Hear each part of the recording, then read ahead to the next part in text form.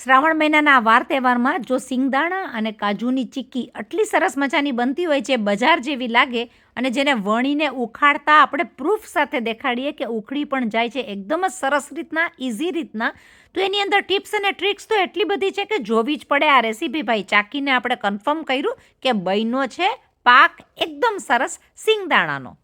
શ્રાવણ મહિનો ચાલે છે ભાઈ, ચલો આપણે શ્રાવણ મહિનાના ફાસ્ટિંગમાં બનાવી નાખીએ એકદમ જ સરસ મજાની સિંગદાણા અને કાજુની ચીક્કી. કેવી રીતે બનાવીએ છીએ એક સિક્રેટ ટિપ્સ નાખીને, તો જુઓ એ સિક્રેટ ટિપ્સ કઈ છે, ચાલો મારી સાથે.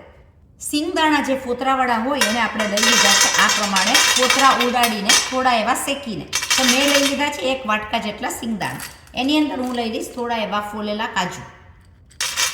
તો કાજુ અને સિંગદાણાની ચીક્કી તો બધાને બહુ જ ભાવશે અને લાગે પણ બહુ સરસ, કારણ કે શ્રાવણ મહિનો ચાલે છે. ફાસ્ટિંગમાં તો ભાઈ ગમે ત્યારે ખાઈ શકાય.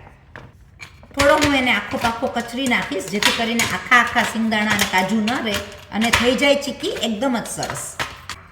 આપણી આ ચીક્કી આ પ્રમાણે કરવાથી થઈ જશે બજારથી પણ વધારે સરસ. તો થોડામાં થઈ જશે વધારે ફાયદો. આપણે નાખી દઈશું બટર પેપરને રેડી કરીને, થોડું એવું ઘી લગાડીને, જેથી કરીને વણવામાં પણ સહેલું પડે અને આપણી પાસે તૈયાર હોય બટર પેપર રેડી ઘી લગાડેલું. પેન તો ભાઈ એકદમ સરસ ગરમ થઈ ગઈ છે. હું લઈ લઈશ એની અંદર 2 ટીસ્પૂન જેટલું ઘી. આપણે 1 કચોરું જો સિંગદાણા લીધા હોય તો આપણે લઈ લઈશું 2 કચોરા જેટલું ગોળનો ભૂકો. 2 કચોરા ગોળનો ભૂકો એડ કરવાનો. એમાં મેં 2 ટેબલ સ્પૂન જેટલું લઈ લીધું છે ખાંડનો ભૂકો. કરી નાખશું મીડિયમ ધીમા તાપ ઉપર એની સરસ મજાની પાઈ. આ પાઈને આપણે કડક થવા દેવાની નથી, પાઈને હલાવતા રહેવાનું છે, જેથી કરીને બેસી પણ ન જાય અને એકદમ જ સરસ રીતના એની પાઈનો રસો તૈયાર થાય. તો ભાઈ ચીક્કી તો બની જશે બહુ જ સહેલી રીતના, કારણ કે ગોળને આપણે ખમણી લીધો છે. ચીક્કી ઘરમાં બધાને ભાવતી હોય છે, નાના મોટા છોકરાઓ બધાને. તમે જોઈ શકો કે મીડિયમ ધીમા તાપ ઉપર આપણી ચીક્કીનો ગોળ તરત જ મેલ્ટ થવા માંડ્યો. ગોળ તમે કોઈ પણ લઈ શકો, કોલ્હાપુરી ગોળ કે સાદો આપણે ઘરમાં વાપરવાવાળો ગોળ છે ને. કેટલી સહેલી રીત, ઘરે બેઠા ચીક્કી બહુ જ સરસ રીતના થઈ જાય અને છોકરાઓને પડી જાય મજા. ગોળને ચેક કરશું આપણે આ રીતના. જો એ બેસી જતો હશે તો એ પાઈ આપણી થઈ નથી. આ ગોળ હજી આપણો કાચ જેવો નથી થયો, એટલે ચીકણો છે.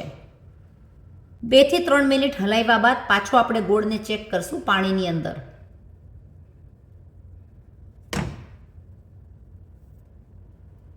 અને તમે જોઈ શકો કે ગોળ થઈ ગયો છે કાચ જેવો. તો આપણી પાઈ થઈ ગઈ છે તૈયાર.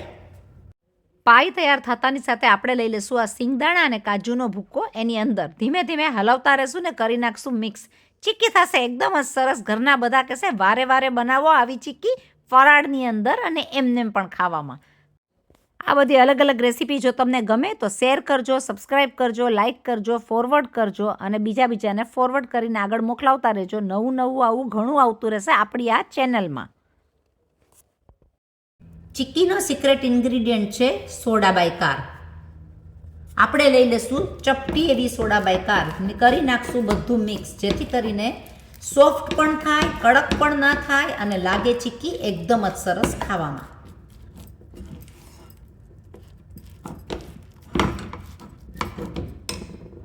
આમાં પાણીનો ભાગ જરા પણ નહીં આવે. પાણી નાખશો તો ચીક્કી વણાવવાની અઘરી થશે.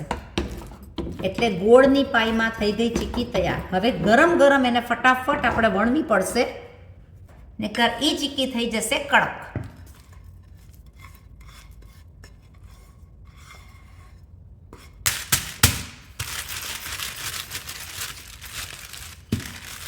વણવાની પ્રોસેસ જેટલી જલ્દી થાય એટલી વધારે સરસ છે ને ભાઈ. એટલું જલ્દી તૈયાર કર્યું અને એટલું જલ્દી વણી તો પણ એ તરત જ અઠણ થવા માંડી જાય.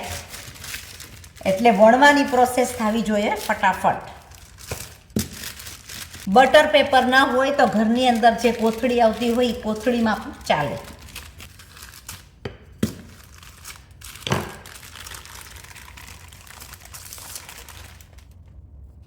એનો કાપવાનો પ્રોસેસ પણ આપણે કરશું ફટાફટ.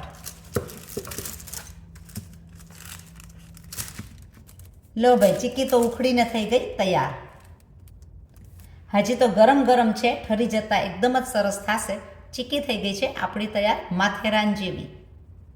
ઠરી જતાં એકદમ જ સરસ લાગે આ ચીક્કી ખાવામાં, કારણ કે સોફ્ટ પણ છે, કડક પણ છે, કોઈ પણ ખાઈ શકે, ફરાળમાં, ઉપવાસમાં, ગમે ત્યારે. ચલો ભાઈ, આપણે પેલી આપણને ટ્રીટ આપીએ. ખરેખર જરૂર બનાવજો, બહુ જ સરસ થઈ છે, માપ છે એકદમ એક્ઝેક્ટ.